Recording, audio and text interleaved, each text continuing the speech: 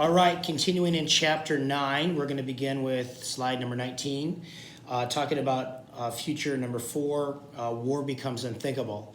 And as its title suggests, it's just the idea that given all of the shifts and changes in the modern world in the late 20th century, and then of course now in the early 21st century, the idea that there's going to be a global war or even wars in the future, it's going to become largely a thing of the past. And so there's different arguments for it. Again, the first argument there is very obvious. War is an idea whose time has passed. In the same way that slavery is now largely relegated to the past, war is going to be relegated to the past. In the same way that dueling's been relegated to the past, war's been relegated to the past, or so goes the argument, is that, there's all kinds of norms out there. And again, we've talked about this many, many times in this class.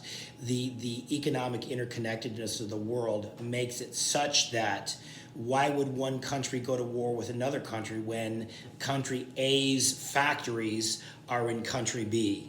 Why would you go obliterate that? You're basically cutting off your nose to spite your face, so to speak. In other words, you're hurting your own economy as you're going to war with this country. And so you can kind of see some of the arguments there. There's what are called norm entrepreneurs. In other words, individuals and organizations that are pushing this paradigm. Okay, non-governmental organizations, transnational advocacy networks, challenge the idea of war as a valid national instrument. If you go to slide number 20, again, the vision, costs are too high for losers and winners alike. There's been a long peace since 1945. Most wars have been regional, okay, smaller in scope. And again, the thinking is, and again, I want to give a lot of credit to the UN for all of its flaws, and its flaws are many. It has, by and large, protected the world from a third world war, okay? And so with that logic, the proponents of this paradigm think it's just not going to happen. The critique of this, and again, there's all kinds of critiques, and this is very much a constructivist paradigm. In other words, this idea that if we can keep saying, if we can socially construct a new reality, and again, the argument in this paradigm is we have socially constructed a new reality. There is a new global norm after World War II, so that socially constructed reality is strong enough to lead us to think that we're not going to have any more war. Again, or so goes that argument. The critique, and you can imagine the realist critique of that. You can poke a hole with that real simply by saying, what about human nature? Isn't human nature going to kick in?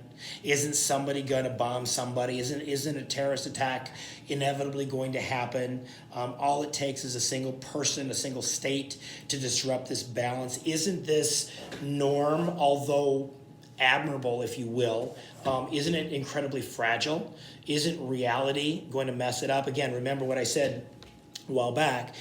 Paradigms are like worldviews. They're maps of reality, and the true test of any worldview is, just like a map, is that map telling you, showing you how to get to where you want to go. If you keep following that map and it leads you right into the ocean, or if it leads you off a cliff, because reality sets in and it contradicts that paradigm or that map, then you take your map and you ought to throw it away, okay, because it's not valid. Okay, so that's the challenge of every one of these paradigms or maps of reality is, does it work in the real world? And war becomes unthinkable is based on a constructivist paradigm. It's actually based on a postmodern foundation, and this idea that truth is socially constructed. And a realist would say, well, that's fine and good, but human nature is going to kick in. The ancient writer Horace said this. He said, you could chase nature out the front door with a pitchfork,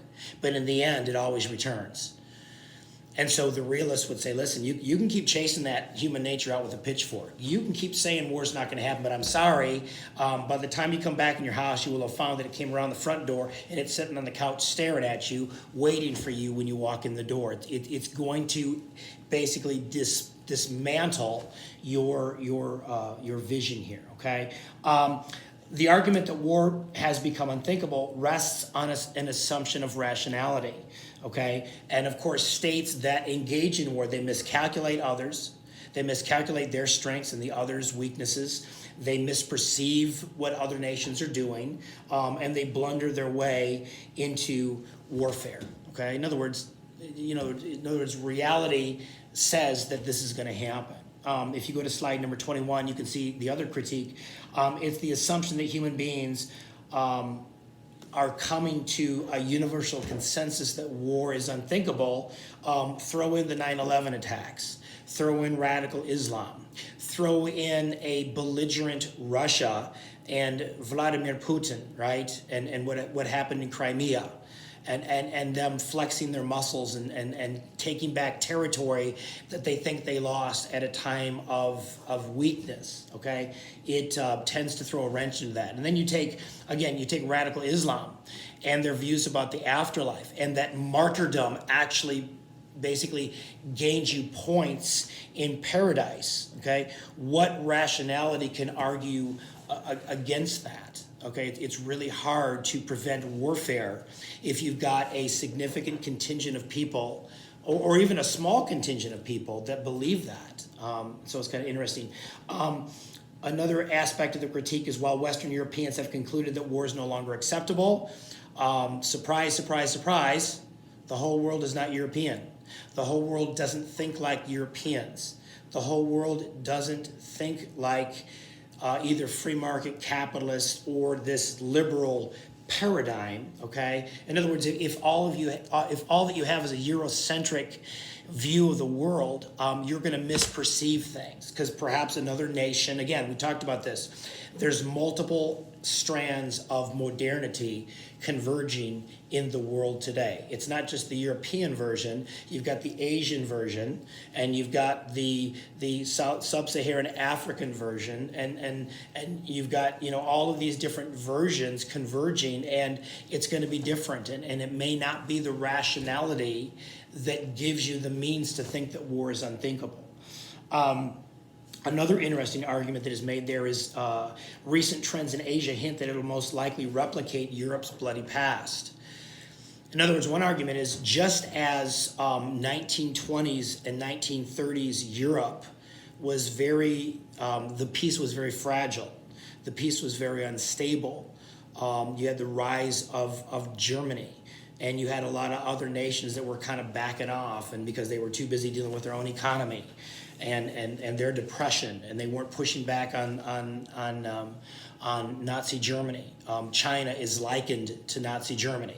Okay, this idea that this rising power and nobody is pushing back, and they just keep gaining an ascendancy and an ascendancy and an ascendancy, is that perhaps the next place that war is going to break out is over in Southeast Asia, and there's a section in your book that talks about what are China and Japan arguing about. In other words, they're arguing about various island territories that China is slowly but surely putting its hand on, and these are residual islands and territories that were left over after World War II, and now suddenly China's like, you know what? No one's really contending for these, or no one's really kind of wrestling for these. We want to take them over. All right, well, I'm going to conclude there, and I'm going to start with an engendered peace slide number 22 in the next lecture.